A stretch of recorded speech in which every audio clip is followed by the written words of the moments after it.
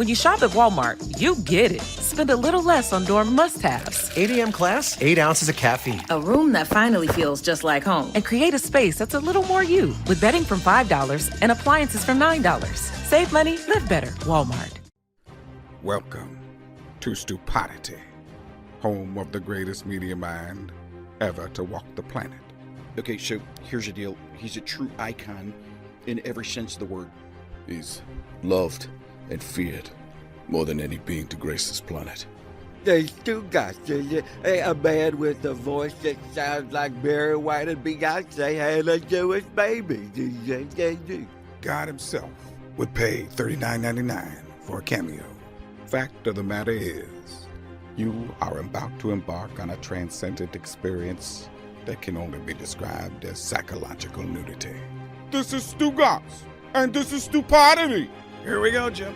Tony!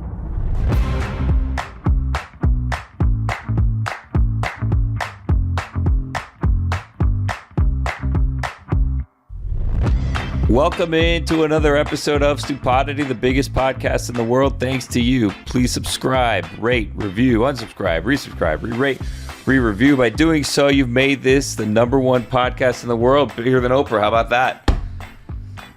I'm Billy Gill. Stugotz isn't here today. Well, he is here today. Today's his birthday. Happy birthday, Stugotz. It's his 50th birthday. So if you're listening to this, maybe reach out to Stugotz, tweet at Stugotz. If you have his phone number, call Stugotz, text Stugotz.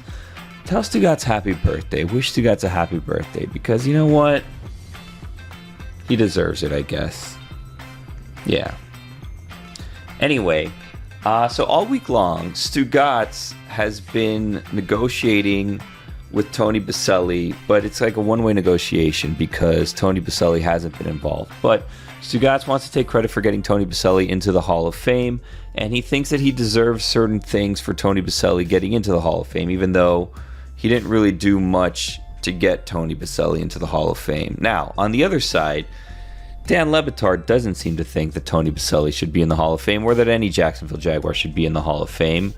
And the two of them have kind of been at odds. Now, added to all that, Tony Boselli apparently is a big listener of the show and has heard that Dan LeBatard doesn't think that he or any Jacksonville Jaguar should be in the Hall of Fame. So after a number of texts and calls, Tony Boselli agreed to come on with Stugotz so that Stugotz could, one, congratulate him, and two, see how much he can get out of Tony Boselli and Hall of Fame weekend.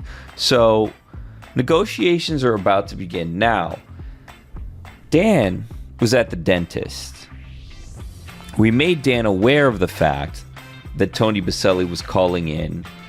And what you're going to hear now is Stugotz trying to negotiate and strong-arm Tony Boselli into giving him things Hall of Fame weekend. And Dan zooming in from the dentist with the dental thing around, like the bib around his neck, possibly mid-dental procedure, and likely going to be arguing with Tony Boselli. And all this is brought to you by our friends at DraftKings Sportsbook, an official sports betting partner of MLB. Download the DraftKings Sportsbook app now using code STU for a special offer. Looking to turn a small bet into a big payday? Place a same game parlay today using code STU only at DraftKings Sportsbook. Just got back from another great weekend of hanging out with some old friends and cracking open some ice-cold Miller Lights. I love it. Summer is all about outdoor cookouts and backyard get-togethers, which means plenty of Miller time. Because whether you're a Pilsner-loving pitmaster or stepping up to the grill for the first time, nothing keeps you company on those long summer cooks like the delicious taste of Miller Lite. And with just 96 calories and 3.2 carbs per 12-ounce serving, it's the perfect light beer to sip on all summer. This summer, have more fun with the beer lovers light beer, the great tasting 96-calorie Miller Lite. So next time you're getting ready to enjoy cold ones with your crew, go to MillerLite.com/stew to find delivery options near you. They deliver it. You're welcome. Or you can pick up some Miller Lite pretty much anywhere they sell beer. It's Miller time. Celebrate responsibly. Miller Brewing Company, Milwaukee, Wisconsin, 96 calories and 3.2 carbs per 12 ounces. What's up? There's a mother Hall of Famer. You look different. Oh yeah, much different. You look like a Hall of Famer. How about your boy LeBatard? I mean, there it is. Yes, go. I mean, come on. I mean, really? I mean, have you guys forgotten down there that the Jaguars beat the Dolphins last year? I mean, well, listen. Every text you have sent me, I have shared with Dan and our audience. Okay, so they know that you're upset with him. I did remind him that the Jaguars beat the Dolphins last year, but LeBatard doesn't care. LeBatard's about LeBatard. LeBatard doesn't even like the Dolphins. Okay. What is he like besides complaining about everything? Exactly. Well, that's a good question, Tony. He likes to complain. I mean, who's pissed you off more during this process, LeBatard or Bruce Smith? Honestly, at least Bruce is a Hall of Famer. Right? We're good. Bruce and I are good. I mean, LeBatard now. I mean, that guy. I mean, literally, like everything's wrong. The sky's falling. The world's falling apart. Sports are terrible. The world's terrible. I mean, golly. I mean, everything negative. Yeah. And then he attacks the Jaguars. That was his final straw. I mean, Well, listen, he is. We just requested him to come on here so you two could fight. And Tony, we stand with you. Okay, I don't stand with LeBatard. You're my end game. Me and you doing afternoon drives. I helped you get into the Hall of Fame. We're going in together. I feel like we're going in together, right? Yeah, kind of. Not really, but yes. Sort of. I mean, sort of. Not really, though. And here's the reality, Stu. I also know you're for me right now. Yeah, and you'll be for LeBatard on the show tomorrow. That's not true. Are you going after him a little bit for me? Well, first off, I have defended you because I think you are a certain. First off, you waited too long to get to the Hall of Fame. That's what I keep saying. Okay. Now, I was fending off LeBatard. I was fending off Greg Cody, who debates whether or not you should be in. Okay. You are on an all-decade team. For 6 years, you were the best left tackle in football. I've spoken to Peter King. I've spoken to Jason Taylor. I've spoken to a number of guys who all agree that you are a surefire Hall of Famer, that you have waited too long. It's unfair. Now, if you're saying that I am just telling you that to your face. No, you've been good. You're good with that. Like that much. I've always said you belong in the Hall of Fame. The guy who's about to pop into our Zoom right now, oh my God, he is at the dentist right now. He is the guy. He's the guy who doesn't think you should be a Hall of Famer. He is the guy threatening to put up billboards in Jacksonville and Canton saying Boselli's not a Hall of Famer, that he stands with Bruce Smith. So I am going to let the two of you have at it because I told them you will go up there with your bare hands, take that billboard down, and you will kill him with it. Okay, I mean, and you should. I mean, you have every right to be pissed at LeBatard. Well, I hope the dentist doesn't use any Novocaine and just rips those ugly teeth out of your mouth, jeez, one by one. Listen to me, Boselli. Listen to me. I am intent on ruining your Hall of Fame celebration.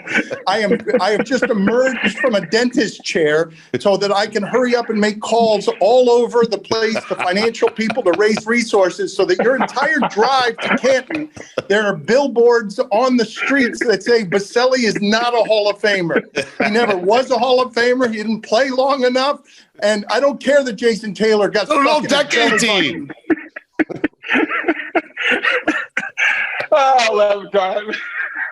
All these people blowing smoke up your ass, telling you how great you are, how great you were. These people.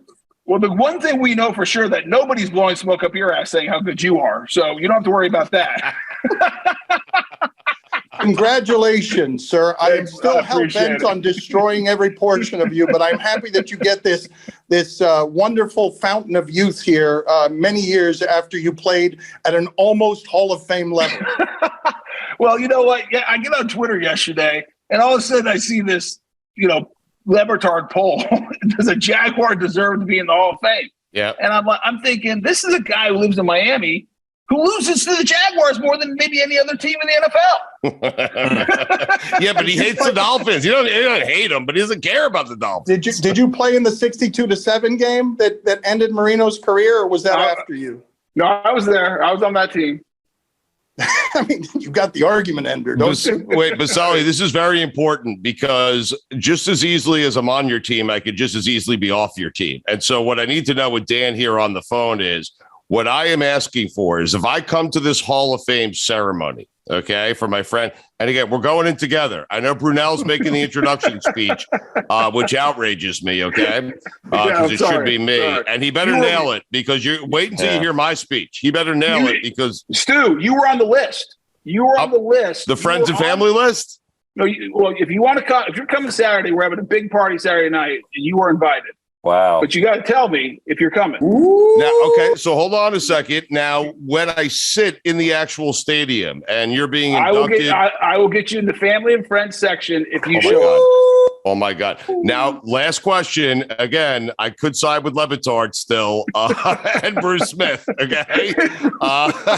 Will there be any sort of mention by Tony Boselli of Stugotz in his speech, even if it's mocking me, even if you're making fun of me, okay? Like no thanks to Stu. Like if they would have given us now, since several great players took like an hour and a half up on stage giving their speech, they've now limited us to 8 minutes. Right. And so I've had to cut several people, including some family. So Stu, that's the one thing I can't guarantee that you're going to be in the speech because it's a very short speech. Okay. But when they pan over to the family and friends section. Oh, you'll be there if you show up. But here's the thing. And this is one thing where I align with LeBatard 1,000%. 1,000%. I don't align with him. We both know you're not showing up. We both know. Well, what I know now is you're not mentioning my name in the speech. I mean, that was an important part of my negotiation. He got you friends and family. This is unbelievable that it's not enough for you to be in friends and family with Boselli. Boselli, look, I've got to go. How about a spot in the parade? Do I get to sit in the car? There's a parade for you, Boselli, through Canton. Can I sit in the car with you? Can I drive the car? Here's the other thing. If you show up at 8 a.m, which I know you won't, right, I will get you in the parade somehow. Jesus. Oh my God! You're getting all the good stuff, Stugotz. Oh my God! What if LeBatard shows up? Does he get anything? I mean, dude, here's the problem with LeBatard. I love LeBatard like 90% of the time. It's the 10% of the BS that he spouts out of that pie hole of his. It just drives me crazy. Yes, you football players are insane. It's an inhumane sport filled with cockfighting. I'm glad that they're going to have a ceremony for one of the cockfighters who was almost Hall of Fame worthy, even though I don't think that. I think he was right on the cusp. If just one vote away, my vote away from being a true and genuine Hall of Famer, you needed to play one more season with Jason Taylor stuck in your navel. Well, here's the thing. The reality is that you call it an inhumane sport, and compared to cockfighting, I'm not sure if I should be I'm impressed or disappointed. But the reality is, it's all you talk about. I've never heard someone talk about an inhumane sport more than you. So you know what that makes you? That makes you a traitor of inhumanity. Wow, you're worse than the people playing it. That's right. That's right. You totally tell him, Boselli. I salute you. Tony, if you decided to pound LeBatard with your fist at the top of his head, how many pounds before he would be in the ground? Like, could you nail him into the ground with your fist? My shoulders are bad. I would take whatever drugs I need to just pound him and bury him. And here's the thing, Stu, I'm going to flip this on you and LeBatard right now. Yeah, I am still waiting. For years, I've been a loyal listener. I listened to all your BS about football, LeBatard, and Stu promising things that he never will do. And we all know he'll never do. Got you in the Hall of Fame, but anyway. Yeah, like that right there. Yeah. And I've never been invited. I look at all these other schmoes that you get on the show, and I've never been invited on the show. Right. I'm not sure why I do this podcast whenever you ask. That's fair. Dan, I mean, I would say that we only have seats for Hall of Famers. That's not true. I listen. Remember, starting next Saturday, it's an open door policy for you. Okay. Gentlemen, I have to go. Much love, Boselli. Congratulations. It was very much earned. You're a badass. Thanks, brother. I'm Boselli, how much would you pay your to teeth are okay. How much would you pay to be the dentist working on LeBatard right now? Like right there, to watch him just squirrel and be all uncomfortable. It's beautiful. Look, let's be honest about this, Boselli. The only reason that I criticize you the way that I do, I'm loath to admit it, it's because I'm a giant. Okay. All right. I mean, that's fair. That's all you can ask. Thank you, Dan. Dan, how about that? Pre-party for me. But Stu, we know you're not coming. That's the worst part about this. Yeah, Billy. I mean, you know how much I care about this. And so when he tells me I'm not going to be mentioned in the speech, but I feel like 8 a.m., I'm in the parade. I am part of friends and family, which is really exciting. And first of all, the party Saturday night is going to be epic. It's going to be great. Okay. Tony, I think I'm coming. I'm being dead serious here. All right, let me know. I mean, this is the last you're going to hear from him. No, I heard Billy, it's fine. Where do I go with Boselli? We've reached the end of the relationship. I mean, the best was for years. Stu's like, I am going to be in front of the parade, pushing you for the Hall of Fame. And then I'd see him right after the vote. I'm like, Stu, what'd you do? Next year is the year I'm going to stump for you. And then I'd listen to the show and he'd be talking about everyone else but me. Right. Yeah. But you're in, right? I mean, it doesn't matter anymore. I spoke to Peter King. I did some behind the scenes work. Sure you did. I don't like to brag, Tony. I did some stuff behind the scenes that you'll never know about, that whether you believe it or not, helped you, helped your cause. That's all. And Stu, I appreciate that. We all know you do things behind the scenes that nobody knows about, and that's where you do your best work. Yes, behind the scenes, in the shadows. He does his best work behind people's backs. Yes, exactly. There's no one better at it than you. With a knife. Has it settled in yet?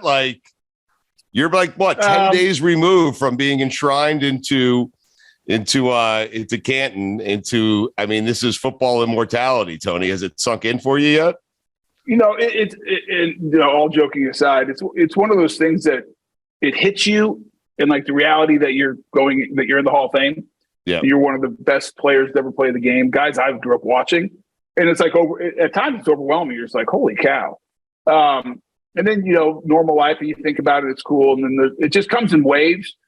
And I actually hope it never sinks in completely, because the reality is, part of me likes being the little kid growing up watching football and watching all the guys in the Hall of Fame and being in awe of them. I mean, I love going and, playing golf events and going to events with other Hall of Famers and being one of them now and just talking to the old guys. We were at the Super Bowl and Larry Zonka and I ended up in the same event at this little lunch, and it was just the two of us. And I sat there for 30 minutes just talking to him and just picking his brain and, experiences and telling stories. And he was a teammate of Tom Coughlin at Syracuse. It was great. That kind of stuff, if you're a fan of, I don't care if you're in the Hall of Fame or not, if you're a fan of the game, being around those guys, it's just a ton of fun for me. You guys know, that's why I get on LeBatard half the time, because when he badmouths football is inhumane, it bothers me actually, because I love the game so much. And I know what he's trying to get at and what he's saying. He's trying to protect players, which I appreciate at the same time. But I just love the game of football, Stu, and to be a part of the history. And I was part of the history before, but now at a whole nother level is so damn cool. It's just so cool. I asked this in all seriousness. Were you frustrated? Were you mad at the comments by Bruce Smith? What did that? They seemed unnecessary to me, to be honest. Yeah, I don't want to restart a controversy. I'm fine talking. Yeah, I'm actually fine talking about it. So let me start at the end. Is Bruce and I have talked, and we are good. Okay. He explained what he was trying to communicate, and we're good. And I respect Bruce Smith. He's a great player. We had great battles. He was the best defensive lineman in football at that time. And so now my first reaction when I read it, I was on the West Coast doing some stuff, and I wake up fairly early still, and all my buddies from the East Coast, I get text messages, basically saying, "Did you see?" what was on Instagram. And, I'm not the biggest social media guy, so I went and stumbled through Instagram and found it and read it. And I was like, where in the heck did this come from? And there was a frustration level, absolutely, because I didn't understand what the motivation was. But the reality is this: I'm in the Hall of Fame, and I said this even the years I didn't make it. I played the game. I played the number of games I did. I played against Bruce Smith and other Hall of Famers. My body of work is there for everyone to see. And my career ended early, and I'm tired of talking about it because there's nothing I can do about it. Mm-hmm. And you know what?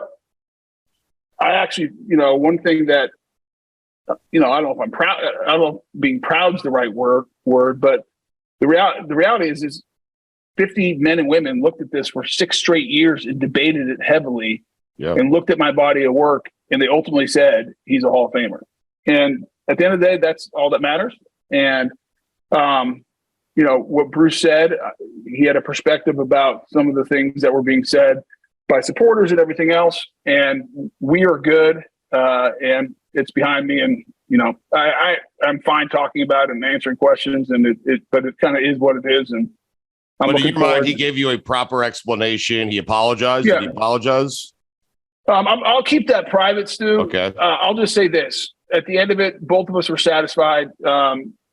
He was very complimentary and said he was looking forward to seeing me in Canton. And I said the same thing to him, and we're good.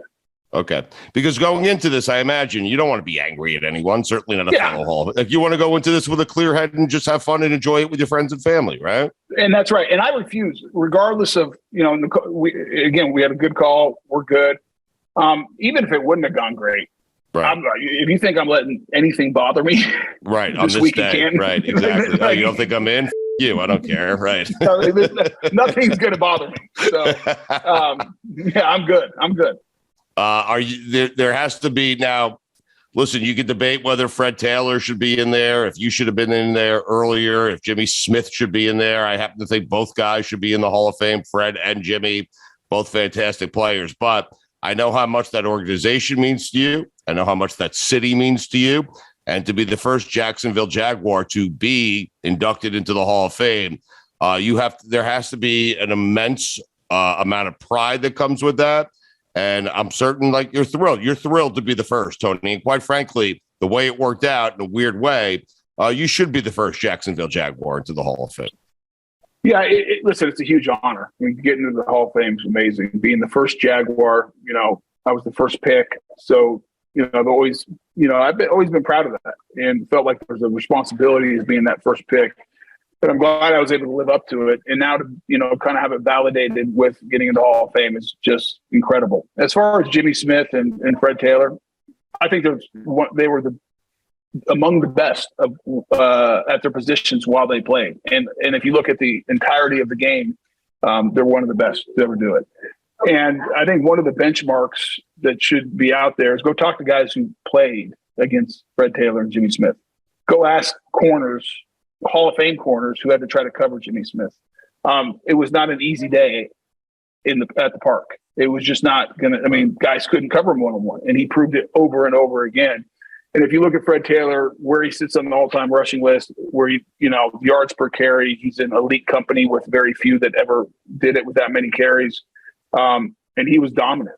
And, sometimes where you play matters, just from the recognition standpoint. And then obviously statistics are very important as well. And we played in a different era, a different offense. But what those guys did on the field, I find myself fortunate to be able to play with guys like that. And because they were the best at what they did at the time. Do you imagine now? I mean, now that you're in, you'll be able to flex some muscle a little bit, Tony, and help others that you feel like should be in, perhaps get in. I know it's not that easy, but at least the Jaguars now have a voice in the room, Yeah, I mean, I'll make my opinion, as you know, Stu, I've never been shy about sharing what I think. Another individual that was part of those great early Jaguar teams is Tom Coughlin. Yeah. I'm not sure how Tom Coughlin is not in the Hall of Fame at this point. I mean, winning 2 Super Bowls with the Giants, taking an expansion team to two AFC title games. I mean, what he did goes down in history as one of the best coaching jobs in the NFL. And so I will definitely make sure that my opinion is, voiced at least. I don't have a vote. I don't get a vote in that room. And I do. And here's the other thing that I learned during this process of being a finalist 6 straight years and actually being top 10 all 6 years at the end until I got in, was I really respect the men and women in that room that do the voting. It's not an easy job. I mean, because if you think about it, you're sitting there trying to look at the greatest guys who ever played this game and figure out who deserves to be a Hall of Famer, who does not. And then you take the position of an offensive lineman. Outside of watching the tape, what statistic are you going to go by? I mean, you have to watch the tape. You have to talk to coaches, scouts, players they played against. So it's an extremely hard job. And it should be hard to get in the Hall of Fame. And so if any of those voters ever ask me, I'll share my opinion with what I think. But I do trust them. I think they've done a good job as kind of the curators of the Hall of Fame and who gets in and who becomes a Hall of Famer. Now, you told me to show up at the parade at 8 a.m. If I do show up, I will get there right at 8 a.m. But if you told Tom Coughlin 8 a.m., what time would Coughlin get there? No later than 7:45. He'd be sitting there no later. And there's a chance it'd be 7:30.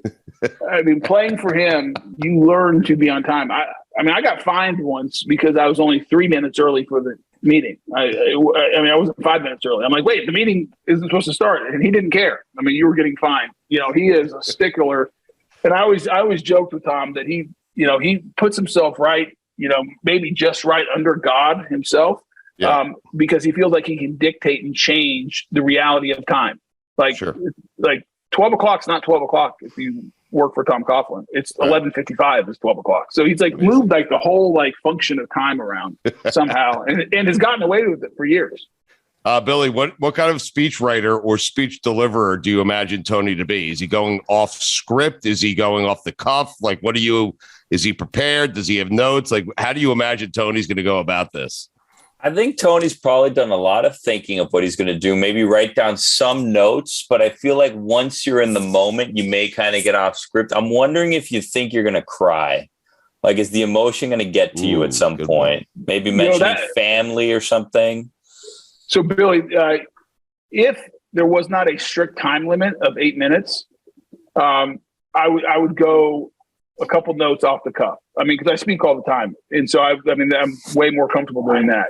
We've been instructed we have to write it out because we had to submit our speeches to the Hall of Fame because there's a teleprompter. And we have to be on. I got a call this morning saying, hey, we read through the speech. We think it's a little bit too long. And so. Really? Who called you? Someone from the Hall of Fame. Now tell them, listen, this is my weekend, not yours, okay? You waited 8 years. They give you 8 minutes? What are they going to do? What are they going to do if you go? Who's going to walk out on stage and get you to stop talking? I'm not sure, but Billy, I don't want to find out. You don't want to be that guy. It's on ESPN or whatever station it is on. I don't know I think it's ESPN or ABC or whatever. I don't want to be that guy that is getting tackled on stage. Have a Chris Rock, Will Smith moment where I'm getting physically, assaulted because I went too long. Bruce is going to be looking around. See, I told you guys. It's going to be Smith in charge of Boselli. Yeah. He might come out, yeah. But, because remember, until last year was the first year they did this. And because you remember before that, guys like Brett Favre and Ray Lewis, they'd go 45, 60 minutes. And there was no time limit, and they were great speeches, but that's long and it's hot out there. Right. And I guarantee you, Stu, if you do show up and sitting outside, you don't want to sit there for 5 hours. No, 8 minutes seems about right for me. It seems about right. No one likes 8 minutes for themselves, but they like 8 minutes for everybody else. Yes.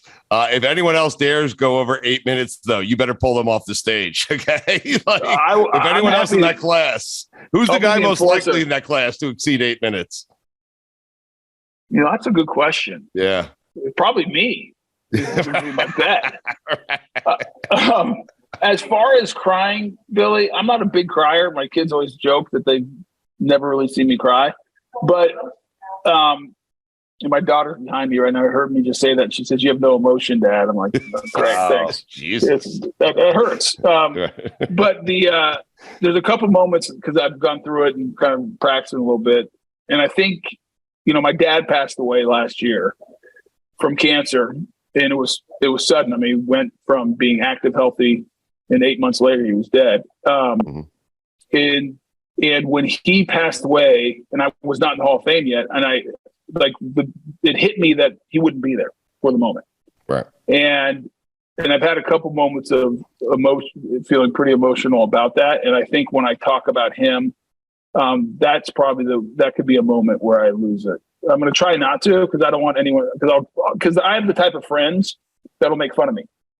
It's like, we all have those friends that they will just, even if it's a nice moment and everyone else is saying nice things, my friends will come up and say, call me whatever name is inappropriate, is very inappropriate at the moment. Mm-hmm. No, that's what friends do. I mean, my friends made fun of me. My show, the guys on my show were making fun of the eulogy I gave my mom. Exactly. It's like you can't do anything right. It doesn't matter. It's the way it is. Are you going to be nervous?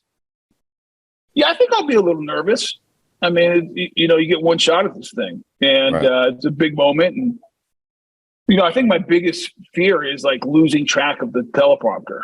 I mean, not to make this political, but I've watched our president lately trying to give speeches, and the former. Right? Listen, I don't want to be like Ron Burgundy, like start reading like every bit of like in the middle of it where it says like stop for applause. I finish the sentence and say stop for applause. I mean, right. The teleprompter is probably, because I've only used it a few times in my life. That's probably my biggest fear of screwing that thing up. Is Brunel prepared or what? How long does Brunel get to introduce you? So a handful of years they changed it where the presenter actually does a video. So he's already done a video in the and so he'll be on stage and he'll reveal the bust, but his portion will be video recorded and played in the stadium. I would have said no to that anyway. I mean, I'd rather be with friends and family hanging out. That's what I thought. That's why I decided. That's a total lie. That's how you would have preferred it. You could have done the video, not shown up. But if you're like revealing the bus, then you would want to be there. I literally could have mailed it in, Billy. What would you rather, Stu? What would you rather do? Here's a good. Would you rather be up doing the speech? Right. Is that the bigger deal, or would you rather be up on stage and being the one who reveals the bust? I think revealing the bust would have been my preference. I got to be honest, being mentioned in the speech is probably it was my ultimate goal. But I will take parade, pre-party, being with friends and family. I will take all of that gladly with a big smile on my face because I am super happy for you. Now, is Billy also invited? I bring him everywhere I go. Billy is invited to the party, and we will get a seat for him and the friends and family as well. Whoa, yeah. Billy. You're not going, though. Well, I go if you go. If you're in, I'm in. Okay, Billy, this is where you just act excited, like, I can't wait, knowing that it'll never happen. Yeah. Exactly. Listen, Billy. Well, Billy asked a good question in the chat here, and I know you got to run. What time does the flight leave, and is that flight a PJ? Are we private jet? Me and you? What do you think? No? I'm actually leaving. I'm actually going up tomorroh. Jesus, I don't want to go there tomorrow. I mean. Well, I'm going to play golf. You play golf? Oh, maybe I do. I got 3 buddies of mine. We're playing 4 days of golf. Wow. Thursday, Friday, Saturday, Sunday. So, and then Tuesday is my first Hall of Fame event. Okay, this is gonna be a fun week for you, Tony. This is like you got golf lined up with friends. You got family coming into town. I know Dad won't be there, and that's bittersweet. But this is going to be, and you've been through a lot the last couple of years, both with your own health and of course with your dad. So I'm glad that you're doing it right, man. You're going to spend a good 10 days up there. You're going to be in the Hall of Fame. You'll be with people that love you and care about you, and you'll be having a good time. And we, as a show, and I speak on LeBatard's behalf as well, you know how much we love you, and you know how proud we are of you and for you. And so just enjoy it, man. I can't wait to see your smiling face, because I am telling you right now, I'm looking you in the eyes, which means nothing, by the way, and telling you that if Billy goes, I go. I love it. I love it. Well, here's my only ask now. Okay. Now that I'm in the Hall of Fame, I expect an invite within the next 30 days post Hall of Fame to be on the show. Wow. Done. Here's what I will tell you. When I stride into the Radio Hall of Fame, feel free to attend all the same stuff. I'll be there. Listen, Okay. I'll show up to the party. Like, I will never turn down a free party because there's a lot of free fun at a free party. And I will mention you, right? Because by that point, you and I will be doing an afternoon drive together in Jacksonville because I'm tired of LeBatard. Oh, man. All right, get out of here. This has been a fun ride, man. It's not over for us, Tony. I promise you. But this has been a fun ride. I really am. I'm super happy for you, man. You and your family, you deserve it. Bruce Smith, okay? Bruce. I said it, not you, Boselli. All right. I'm pro Bruce Smith, all right? No, I'm joking. I'm pro Bruce Smith, too. I know you are. I am. But we are proud of you. You know that. No, We're super it. happy for you. And I look forward to the parade. This is going to be exciting. 8 a.m. is a little early. Perhaps back a little bit. Tell me if you need to move back, I'll request it at the Hall of Fame. What day is the parade, just so I know? It's Saturday morning. Oh, it's a Saturday morning, right? Okay, so Billy, we can fly in, fly out type of deal, right? We love you, dude. We're happy for you. Enjoy it. And I'll see you up there. Appreciate it, brother. All right, Talk to you soon. Okay. So that's it, I guess. Stupodity is done now. And Stugotz spoke to Tony Boselli, and Dan called him. And it seems like Stugotz got what he wanted, I guess. He's going to be in the friends and family section. He's going to be in the parade. But he's not going to be mentioned in the speech. And truthfully, off air, he told me that he's really going to go to Canton to see Tony Boselli get inducted into the Pro Football Hall of Fame. I still don't believe him, though. Happy birthday, Stugotz. Stupodity.